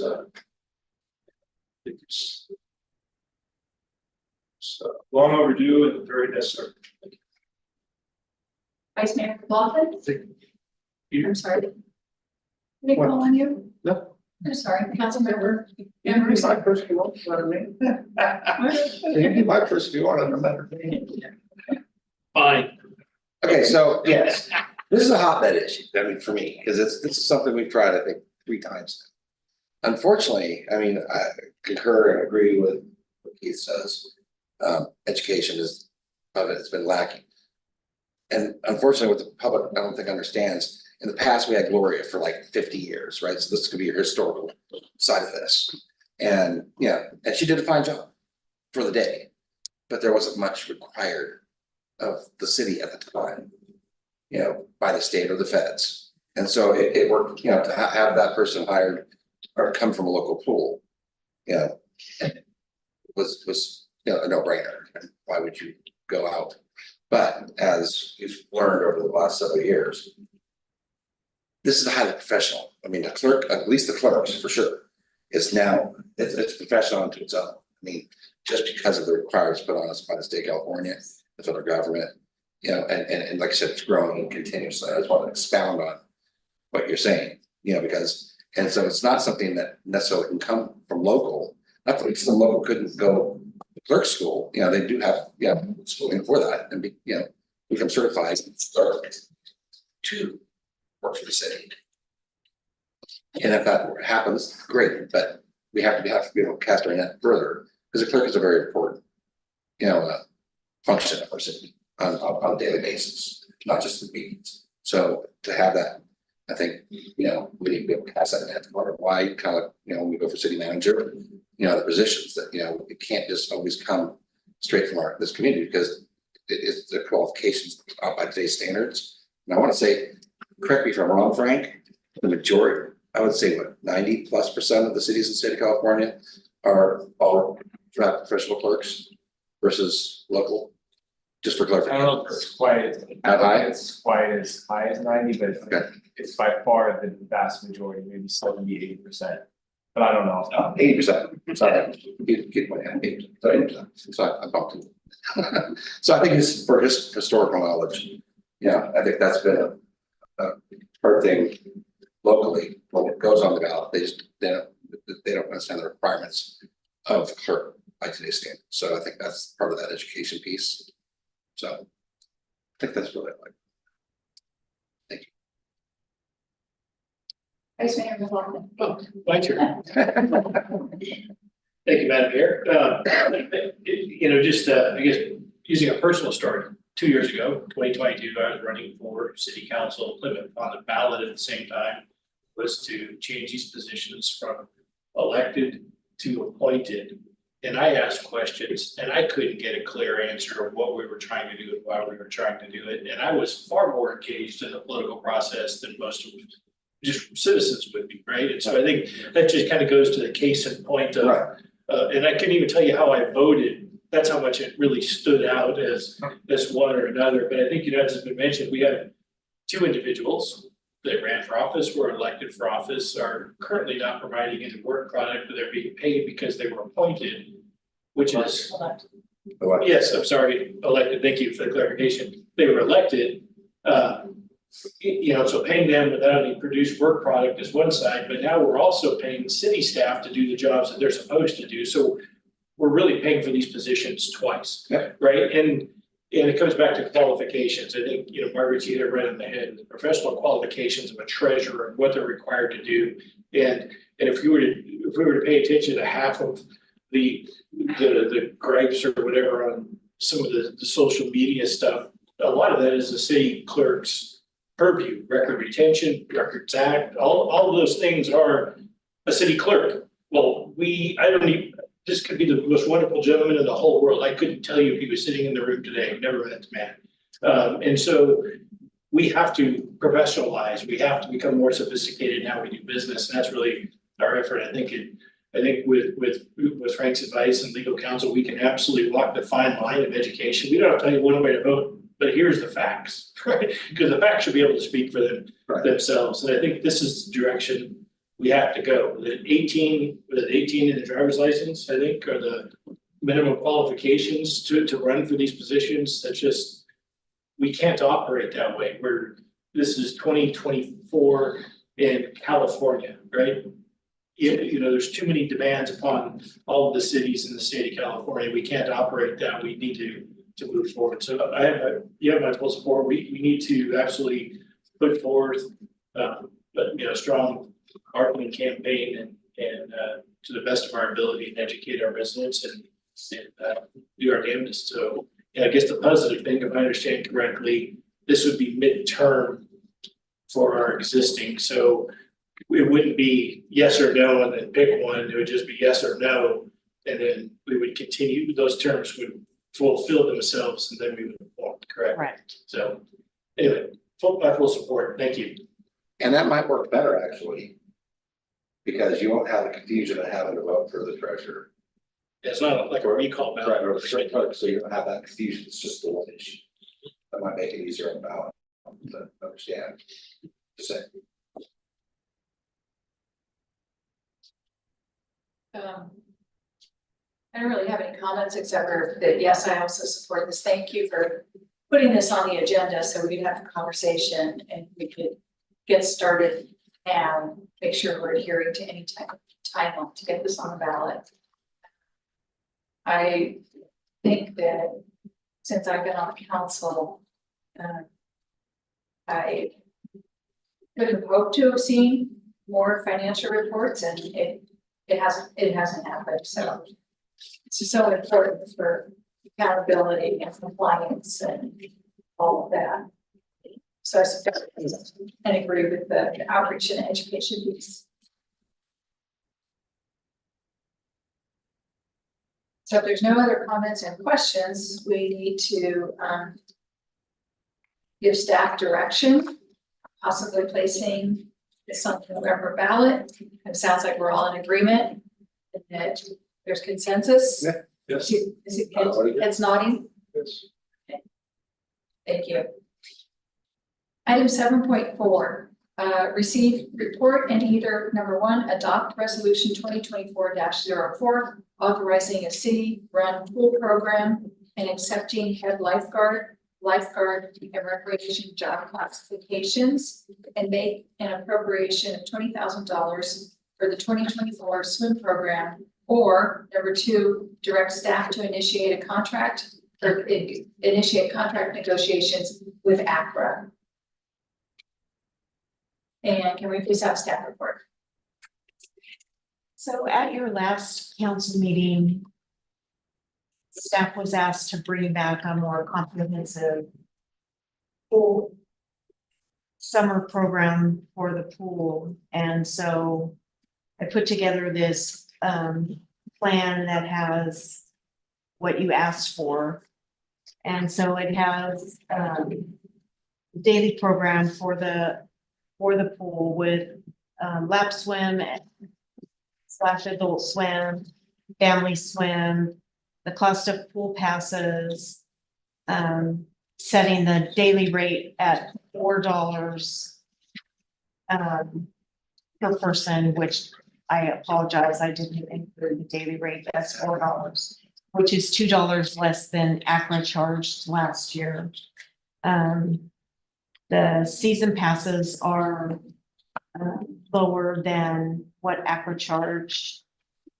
And we included the lap swim in with the season pass. You can buy a season pass just for lap swim, but if you buy a family pass, your lap swim is included in that, and you don't have to buy a separate pass for lap swim. We also plan on opening a snack shack, which hasn't been done in the past, and offer swim lessons, both one-on-one and group swim lessons. The job descriptions are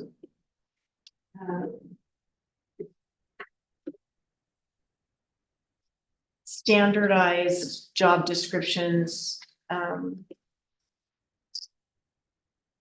mildly modified from other jurisdictions to fit our pool. You have a budget attachment that was put together that outlines our costs, our daily costs for each lifeguard, the weekly cost, and then the summer cost for the 11 weeks, the anticipated revenue and supplies needed, which brought the program down to $18,458.50, which is fairly comparable to what ACRA was charging us for the last 2 summers. And then the pool schedule, I checked with a regular pool attendee over the past couple summers, and was reported that most of the kids don't start showing up until 2 o'clock because the pool's pretty cold. It is. High school. Since we don't have a heater. And so we put the lap swim first, giving the adults the colder water. and then the swim lessons, and then open to the public for family swim.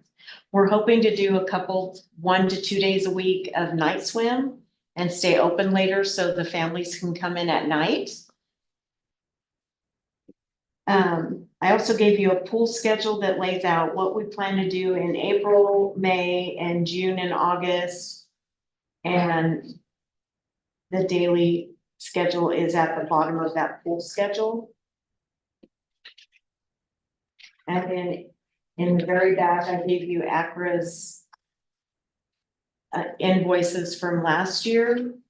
And then there's a resolution if you so choose to go with the full program that is outlined in your agenda packet. And I can answer any questions that you have for me. Thank you. So let me open this for public comment. Is there any public comment from anybody here in City Hall? No public comment. So I'll close public comment, and See if the council has questions, comments. Councilmember White? Wouldn't it be funny if I didn't have any comments after I created a 75-minute discussion? You just be having one bullet. Yeah. No, No, thank you, Margaret, for putting this more in depth. I do believe that all the council members do realize that the pool is not a moneymaker. We all know that it's not a moneymaker. But for what that is, what it does for our community is so much more important. No, I just wanted to thank you for giving us more information that we were asking for. Thank you, Councilmember Amoruso. I don't have really much more to say. Thank you very much again for, I know you're on vacation and had to come back and hit this one hard. So thank you for pulling it together. And it was good information. Like I said, there's not a big difference between Hacker and us running that. Yeah, so thank you again for putting it together. Councilmember Sims? Yes, thank you. This is very clear. You kind of beat it to death 2 weeks ago. This highlight all of the various entities of this plan, and I hope we're not too late on getting kids to come out and be lifeguards. But It doesn't have to be kids. it's true. Yeah, Doug, you can go get certified. Thank you. You're welcome. You want to run some program. Just saying. Anyway, I think it's a very important program as well. So move forward. Vice Mayor McLaughlin? Thank you, Madam Mayor. I do have just questions. I agree, somehow the amount was, it came into the question. My concerns 2 weeks ago weren't about the amount, it was about the making sure that we're dotting our i's and crossing our t's and getting things done. Right, so I have just a couple of questions for clarification. And talking about hiring 1 head lifeguard and 4 lifeguards. But we're talking about 3 shifts per day. Is that sufficient lifeguard, at least according to the sheet in here, and it could be a typo, right? But are 4 lifeguards enough for any duplication or family vacations or anything else? That's a typo. We just have 1 shift. Okay. And so it's more rhetorical for today, but are 4 lifeguards sufficient to have depth in staff, or is everybody working every day without, because there's very little overlap, so. We generally just need 2 lifeguards a day. And the recreation aid is going to be the intake of the entry fee and cover the snack shack. And we feel that the 2 lifeguards and the head lifeguard is ample coverage for the pool deck. Perfect. Okay, on the staff report 2 weeks ago, I mentioned the wages for the positions. And it referenced, McDonald's makes whatever, but did we do a comparison to the pools around us of what they're paying and we're in line with that, I'm assuming? We did do a pool comparison check, and that's why the wages are lower in this staff report. We brought the wages down and they're more in line with the pools in Amador County. So the wages are 16 for the recreation aid, 18 for the lifeguard, and 20 for the head lifeguard. So the wages came down from 2 weeks ago to be more in line with what the other pools are paying the lifeguards.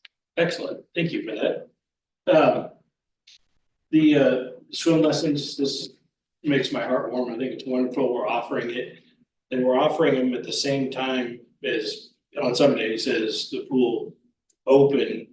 Will we be hiring an outside instructor for doing that, or will we be relying on the existing staff for that? we'll be relying on the existing staff. So the extra 2 lifeguards will come in for when we're doing lessons. So we'll have more staff on when we do lessons. Perfect. And why are we closed on Friday and Saturday? I just thought it was an interesting schedule. So of all the things that stuck out, I thought that was the most interesting. Most of the lifeguards that we're gonna get in the county are competitive swimmers. And they have swim meets on Saturday, so that's why Saturday was chosen.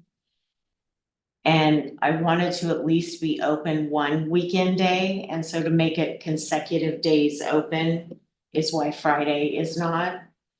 If we get to the point to where we can be open that extra day, we'll try to be open Sunday through Friday. But to start, I didn't want to overextend, so I just picked Sunday to Friday. That makes perfect sense, yeah.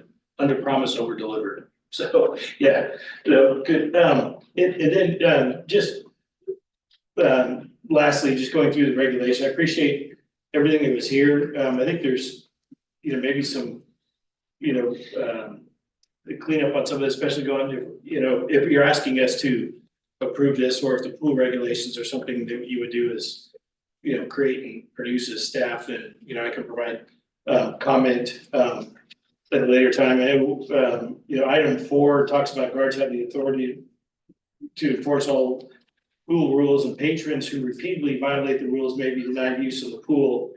Well, based off of one individual last year cussing out an adult cussing out a child, I don't think we need multiple of those to. And so I think we need something with more discretion and however we do it, right? Going in the pool when it's a no swim time, okay, yeah, we got you a couple of times, we don't need to kick you out of here for that. But something, I think, a bit more teeth addressing that. And number 5, it talks about swim shirts or sun shirts or something that's really common now, and I think this narrowed down when it growing for modesty or medical reasons, where sun shirts, I think, are just a common, so that just maybe some dated language. And for me, number 10, which I fully agree with, is a person's under the influence of alcohol, drugs should not be permitted in the pool complex. Well, who's determining that, right? I think that creates I don't know what the right answer is on that, and maybe this is, maybe this is legal protection language, right? Where if we have constructive knowledge that someone's been drinking or on drugs, we can, kick them out. But, I know we're gonna, well, the general rule probably, teenagers, right, running the pool. So that would just be, Maybe Doug. what's that? Maybe Doug. Maybe Doug? Maybe Doug? Yeah. Jalinda's gonna teach it with the Red Cross. And then, I think that's it. I mean, I'm really, I'm excited, my only reservation on this all along is we can't get this wrong. Right? We're better off kicking a can a year than getting it wrong, right? But if you're comfortable that we are where we are with a couple of fine tunes, and I support it, because I think we can produce a high quality product, but we need to get it right the first time, because there's not gonna be, we won't get a second bite at the apple per se. So, then, if you're comfortable that staff can absorb the additional time cards and that we're able to deliver this, and I guess that's a question. I mean, are you comfortable with this plan as a city manager? I'm comfortable that I can handle the pool. Perfect. You got my support. Thank you. And yes, thank you for bringing back a detailed package here. I have a question. Do you happen to know or remember what Acro was charging for a family pass last year? Because when I saw, I think it was $264. It seemed a little high to me, but I don't remember what it was last year. That sounds about right. Yeah, okay. Okay, and then my only other comment is, also with the pool regulations, and I realize that this is a draft, but I told you earlier when I saw you, I think I told you to. I made my notes reminding me to talk to you about sunscreen. So public health nurse, is probably part about sunscreens. And, but anyway, this is just a draft regulation. And so maybe some things, if you don't mind just giving a little bit feedback afterwards. Nothing huge. So you have my support on this too. And then I also want everybody to know, and I did mention this at the last meeting, but just again, as a reminder, ACRA is transitioning between management and the current ACRA director that we've worked with for the last few years is transitioning out, and the new ACRA, I think they changed the position to general manager or something. Will be starting next week, so this might be a good time to do this. Because I imagine that person gonna have a lot on their plate. We're trying to figure it out. Yeah. When you're, I'm sorry. I'm when done. you're I'm done. Just want to go back, I know it was brought up last time, and as I understand it, there was some stuff, I think it was with the city of Ione that removed itself from ACRA or some pieces, and I would just want to make sure that we're on the right side of right. Ione withdrew from ACRA altogether. We're not withdrawing from ACRA altogether. This is an add-on service, so this doesn't have anything to do with what Ione is being penalized for. Perfect, these are my ears, thank you. Kind of like our after school program we had for years, Right. but then it became unfeasible, we killed it.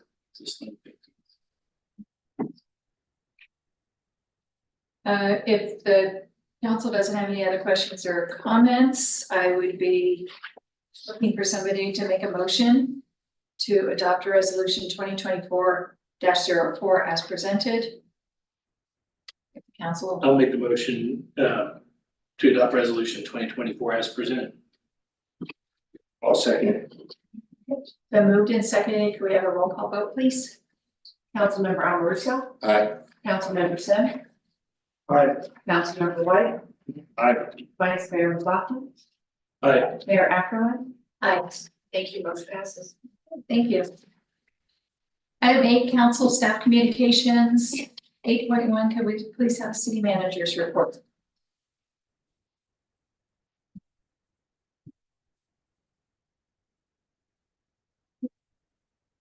So I just wanted to let you know that the County Board of Supervisors did approve a resolution giving us their Rule 20A credits for PG&E, which adds up to $92,891 for undergrounding wires for McGee Park. And the City Leader Summit is coming up April 17th through 19th in Sacramento. It's time to go talk to the legislators. If anyone wants to attend, let me know and I can register you.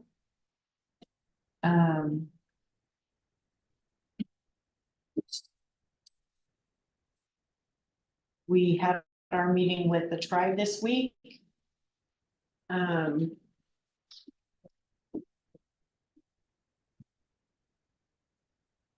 It's just a first meeting of what will be probably many.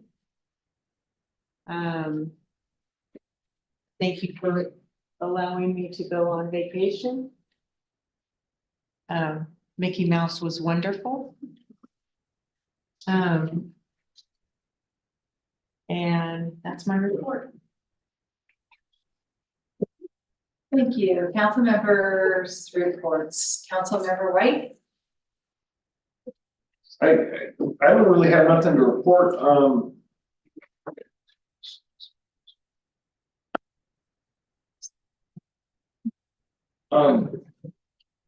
Thank you, Mayor Staples, for being here. I hope you don't mind. I'm gonna bring up a little bit something because my name has been floated around on Facebook and I want to make a statement very clear. A few meetings back, I just asked about the telephone service and participating in meetings through the telephone service. I never mentioned anything about Zoom in that meeting.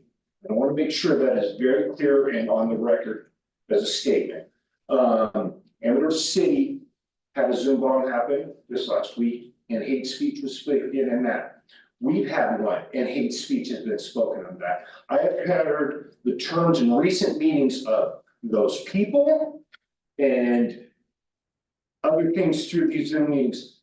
I'm done with this racism garbage. I'm just done with it. And I don't want to be associated. I understand there's a lot of conveniences in this world, but it doesn't need to be tolerated. And if we don't have to tolerate it, that's just where I'm at. So I want to make sure that in our world outside of our meetings, that, yeah, things that I say, you know, if I said them, I said them. If I didn't, I didn't. And I didn't say I wanted Zoom back. Thanks.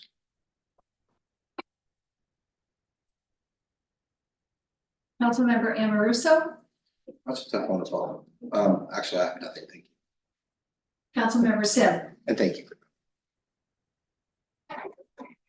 anything to report? I've attended a couple of meetings, but nothing really has really applies to Plymouth with regard to the Amador Transportation Agency. There have been a lot of things, but nothing really taking place here. However, I will make a statement that I have talked to Caltrans in recent weeks and regarding the walking trail between Zandale Ridge Parkway and the roundabout. And Sam Shepard assures me that they're going to bid in April for this project, which is about 2 years overdue. But I hate to say it. I'll believe when I see it, but anyway, it sounds good, and It's Caltrans. there has been, it's Caltrans. It's been so long, everybody's kind of forgot about it, but we definitely need a walking bike trail along 49. It's a very dangerous place to walk, and I'm looking forward to it. So the other meetings I've been to is the Amador Tourist Council meetings, and they're surprisingly doing some really good things. They're very active. They have the meetings at the Center Creek Hotel in the large conference room, and there's got to be at least 40 or 50 people attend. Mayors, council members, quite often a supervisor, and they want to do something kind of similar, I think, to the wine heritage, in that they are going to put on a percentage on various hotels, motels, and Airbnbs in order to further promote the county tourism. So it seems to be kind of a thing of the future. So anyway, that's my report. Thank you. Thank you. Vice Mayor McLaughlin? I don't have anything to report this evening. And what I have to report is that just an update. Doug, Margaret, and myself met this morning with some agencies and representatives to discuss possible funding sources to address the needs we have related to our infrastructure. Water and sewer, we talked about the age and the condition of the systems, our systems and the concerns that we have with the stability and reliability of the systems. I think we are becoming aware of the water and sewer sewer infrastructure. The problems that we had lately with an increased need in repairs and the expenses and all that. From what I understand, it's not normal, and it's certainly a warning to all of us that the system is under a lot of stress. participants of the meeting, Doug, Margaret, and I were here in person, and then everybody else was on Microsoft Teams or whatever, but we had a representative from Senator Alvarado Gil's office, Dana Jorgensen. We had representatives from California State Water Resources Control Board, USDA, USDA-RD. Jim Wise from our community joined us, and that was it. Matt Hospital had been invited but was unable to join us due to a conflict. It was very informative from these different agencies in helping us to identify funding sources, and it was a good meeting, and I think we're certainly appreciative of the time that everybody spent on this. So that's all I have for mayor, council members report. Now I'll go to future agenda, and I also want to say, Keith, thank you for your statement, and thank you for that. Future agenda items, speaking of Keith, Councilmember White, any future agenda items? I'm good. Councilmember Amoruso, I'm good, thank you. Councilmember Sim, I have nothing. Vice Mayor McLaughlin. Nothing at this time. Okay, I have a request for a future agenda item, and again, to Mayor Sandy Staples, thank you for being here tonight and staying our entire meeting. And over the last few months, Mayor Staples and I have gotten to know each other and spent some time together, and I value the friendship we're developing. However, I think we're all disheartened to hear what your city recently went through.